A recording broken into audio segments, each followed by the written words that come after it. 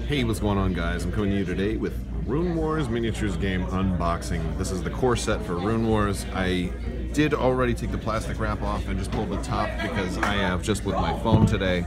I'm at an Armada tournament and have a big 2.5 hour buy, so I decided I would try something new and I'm just going to share it with you guys. So I opened up the top and we've got a lot of cardboard to punch out, as with any core set, and this looks like a lot like X-Wing in a way, how you've got your maneuver templates there, and this has been described to me. I have a friend who plays it. He describes it as kind of a hybrid between X-Wing and Armada as far as gameplay. Now this does come unpainted, so let's see, we've got our Learn to Play book, rules reference, and then a lore guide. The lore guide, I'm guessing, is just backstory, and you probably don't need to read that right away. Rules reference is standard FFG, that's kind of your dictionary, and this is the actual, you start here, you do the Learn to Play first, and then you look up specifics in the rules reference. Now, let's see what we've got in here. We've got some bases, we've got some more bases. Those bases are very interesting here. We got a bunch of cards, we got some dice, and the clicky. Alright, these are pretty much standard FFG pieces. These are like the door stands, and these are snap-ins for dials and stuff. We've got some cards here, some small cards, and more bases. There's a lot of bases. There's going to be a lot of miniatures that come in this. I don't see any miniatures, so if you get your own game, you probably need to check underneath. Yep. Okay, we've got miniatures. Let's see if there's anything on the other side. Let's see what's on the other side. Yes, lots more miniatures. Is that it? Pull this out. Alright, that's everything. The box is now empty. I don't know if I'm going to keep this because I'm going to have to put all these things back in here. Alright, let's look at these minis. Let's look at these. There's, of course, they're all in Ziploc.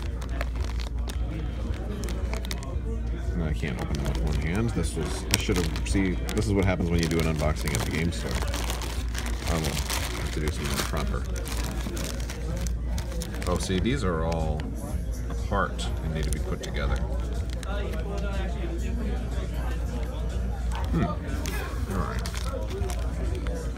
Alright, that bag is open. Now, the thing is, it looks like every army type is individually bagged, so I think my suggestion, if you get into something like this, open them one bag at a time and then assemble them one miniature at a time. So this way you can be sure you don't mix up pieces. Because like this guy's got no arms, but here they are, right here, and then here's the shield arm, and looks like there's 3 of them, so we have 3 guys in this group, and 3 arms, 3 shields, and wait, I see 1, 2, 3, 4. I see 4 shield arms and 4. So I don't know why there's 4 pairs of arms for 3 guys. Oh, because there's the 4th guy in the bag still. He was right there. Oh boy, you know what? Sometimes it helps to just make sure your bag is empty. Don't throw bags away before making sure they're empty. Looks good. I'm gonna see if I can put some of these together. All right, now he is assembled mostly. It was not the easiest thing to snap him in there. They're pretty tight. I think you probably want to glue them after you assemble them all, but if you're gonna paint them, you might not want to glue them right away because it'll be much easier to paint if you paint them first and then snap them in. So I'm only doing the one. I tried just as a joke to see if I could put 2 shields on the same one, but they're made such that they can't fully go in like that. This is a skeleton warrior guy. This is the next one here. I mean, the models are so nice, and he's in pieces too. Here's one piece. He's the top, the bottom, and this arm does not go in. So this is something I'm gonna have to glue. I mean, it has a peg to go in, but it's not going in unless I glue it. Here's the next one. He's got an axe, but he's also got that same shield arm that just doesn't want to stick in right now, so I can't stick that in. This other one over here is another nice model. His shield arm is attached. He's only a 2-piece, so you've got the top and the bottom there. That's pretty nice. All right, here's the next guy. He's a human and a spear guy. This one's a little bent, but that's an easy fix. Actually, most of these spears are pretty straight considering how thin they are. And they're a 3-piece. I'm only putting one together of each one because I'm going to probably paint them all before I put them together properly. And then over here we've got skeleton, another skeleton model. an axe. He's only a 2-piece, so that's nice. He's just got the top and the bottom. I like the 2 pieces. This is another knight model over here, and I think a lot of the humans or the knights are like the same. They're just like basic infantry. They're just in different poses. Because this other one over here has got the same equipment. Looks very, very similar. All right, I want to talk about these archers I just unboxed for a minute. They're crazy because you actually have both arms and the arrows connected. So they have to like go on one side and then the other side at the same time. I got this one together over here, and then there's an alternate sculpt in another bag, and it was these guys right here. And they have like a hood on, so it's cool that you have a lot of like. I'm willing to bet these are probably the same unit and just different sculpts, because your army is not going to necessarily all look exactly the same, especially when they're undead. But these are tricky to get in, so it may be something like after you get them in, you may have to stick them in some hot water to make the arrows go straight again, because like this one here got a little bit bent when I'm trying to put it in there. So, but it's a very, very cool. It's nice that the arrows in there, all that's connected. All right, here's the next set of archers. I don't think I have him right. I think I got his pose backwards, because he's aiming. He's not even looking where he's aiming. He's a real peon of an archer right here. And there's another one over here. They said they only have one arm. They're only a 1-piece pose, but. Yeah, and I talked to a friend in between the last take and this one, and they said it is basically just different poses, and they can all be the same army. So that's. I got the horse lords out, the cavalry, and there's actually 2 poses in the same pack. These guys going forward, these guys going back, and there's 2 more sets of them. They're 3 pieces each. I think I didn't put this guy together all the way because he actually had like 3 pieces right here, and I said, wait, there's 2 more arms, but the arms were together. I think, oh, I think the arms actually go right there. He's got 4 arms, so that's where the arms go. Now we're on to the last couple, and this is the main guy on the top. I didn't realize the artwork that there was actually somebody riding this worm. There's a little skeleton kind of going crazy on top of there. He looks happy. I mean, I'd be happy if I got to ride like the biggest unit in my army as well. Let's see, we've got, and this looks like, I think this is a hero unit. This is like the general or whatever for the undead, and then we've got the leader for the humans.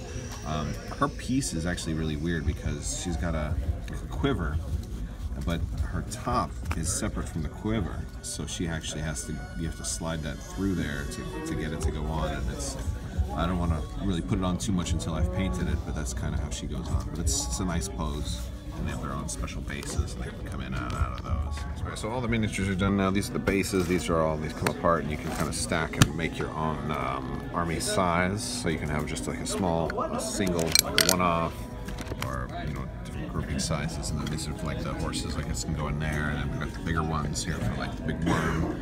And I don't know the rules as far as like being able to do different sizes in the same one, but I think you can do that.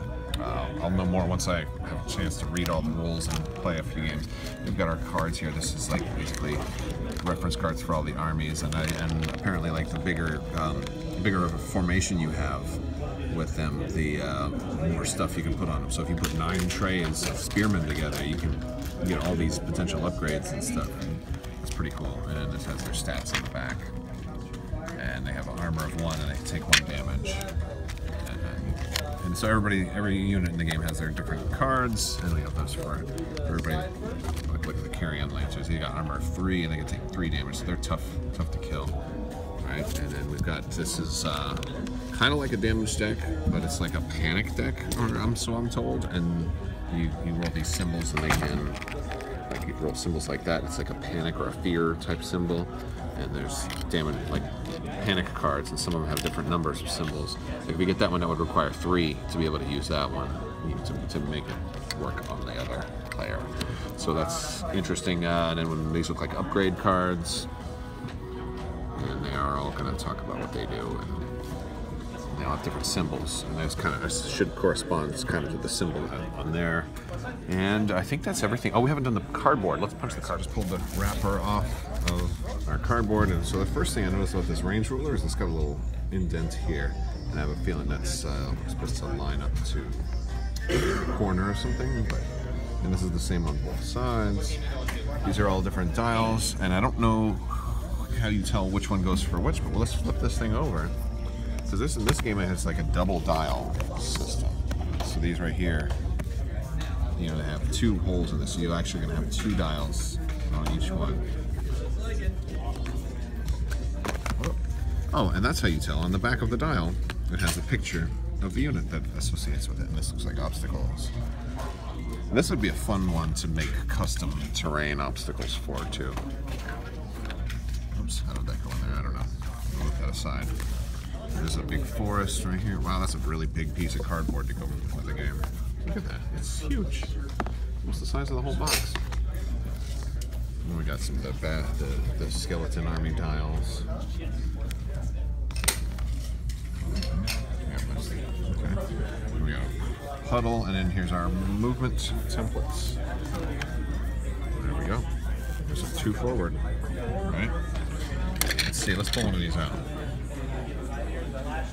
Oh, look, it goes like that. It lines up perfectly. And I guess you just slide forward until you stop there. This is what I'm gonna have to find out. Do you stop there, or do you go forward until you stop like there? I imagine you stop here as soon as it goes forward, because that makes the most sense. Boom to there. Yeah. So that's really not even that forward. That's like, if this were X-Wing, that'd be like a 1 forward. But I think that's everything, guys. This is, I'm gonna move my Armada stuff out of the way here. This is Runewars miniatures game, and that's like all your pieces. So hopefully the learn to play won't be so hard, huh? Let me know what you think, guys. And as always, thank you for watching. Please subscribe and click the bell for alerts. And leave me a thumbs up if you like this video, and leave me a comment if you're interested in Runewars, or if you have no interest at all. Let me know what you think of it. Thank you so much for watching. Have a great day.